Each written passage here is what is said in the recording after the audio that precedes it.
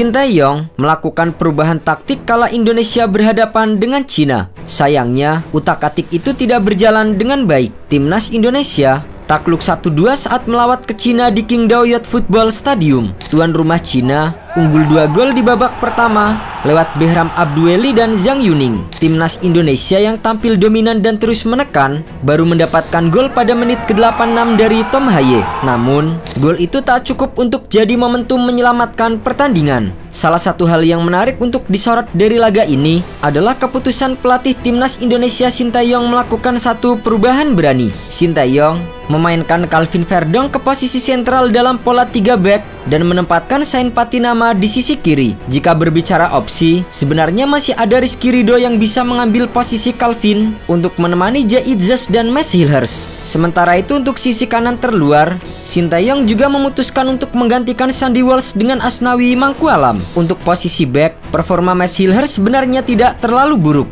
Beberapa kali umpan jauhnya berhasil mengubah serangan Indonesia. Namun, ia belum begitu padu dengan pemain lain. Terkadang, Max Hilhers terlalu jauh meninggalkan posisinya. Apalagi saat Timnas Indonesia sudah tertinggal 1 gol, ia digantikan pada awal babak kedua. Sementara Jay Itzes, back Venezia tersebut, tercatat sekali melakukan intercept. Jay Itzes juga terlihat aktif membakar semangat rekan-rekannya. Sayangnya, ia tak bisa membendung 2 gol dari Cina.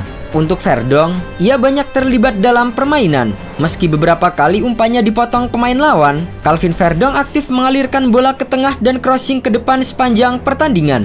Ia nyaris mencetak gol pada babak pertama. Akan tetapi, masih bisa digagalkan oleh kiper. Di sisi lain, penampilan Sain Patinama sendiri tidak bisa dibilang impresif. Ia dicatat SofaScore 8 kali kehilangan bola dan juga melepaskan masing-masing 1 umpan silang dan umpan panjang yang tak menemui sasaran. Momen yang paling mencolok dari pemain khas Yupen itu niscaya bukan momen positif. Ia melakukan kesalahan berujung gol pertama Cina yang dicetak oleh Behram Abdueli. Kesalahan itu sendiri terjadi saat gagal mengamankan bola di garis belakang lapangan. Sain sendiri kemudian ditarik keluar lapangan di pergantian babak kedua dan digantikan oleh Rizky Ridho. Meski demikian, Sinteyong tidak lantas menggeser Verdong ke kiri, namun menempatkan Nathan Chuon yang lebih agresif ketimbang Sain di sana. Keputusan awal Sinteyong lainnya yang layak dipertanyakan adalah tidak menurunkan Tom Haye sebagai starter. Tom Haye yang baru masuk di babak kedua menggantikan Max Hilhers ini memberikan Indonesia aliran bola yang lebih baik.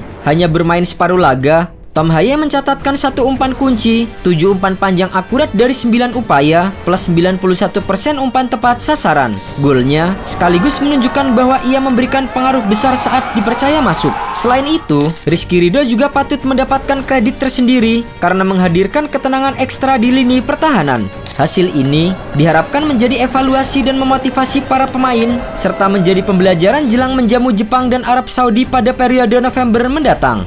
Dalam laga berikutnya, 2 pemain Timnas Indonesia dipastikan absen karena akumulasi kartu. Kedua pemain tersebut adalah Jay Itzes dan Ivar Jenner. Sementara itu, Sinteyong memiliki pandangan tersendiri terkait kekalahan Timnas Indonesia. Pertama-tama, selamat atas kemenangan tim Cina. Dan kedua tim, Cina dan Indonesia, keduanya memiliki kemauan yang kuat untuk memenangkan pertandingan ini. Mungkin Cina memiliki kemauan yang lebih kuat. Kami melakukan yang terbaik, ini bukan akhir. Jadi kami akan bersiap untuk pertandingan berikutnya dan menunjukkan performa yang lebih baik. Kedua gol itu, saya pikir hanya sedikit kurang konsentrasi. Gol pertama, kami seharusnya memiliki banyak konsentrasi. Dan kemudian gol kedua, itu adalah kesalahan kontrol bola. Kami tidak benar-benar fokus ketika berada di bawah tekanan, ketika kami kehilangan bola.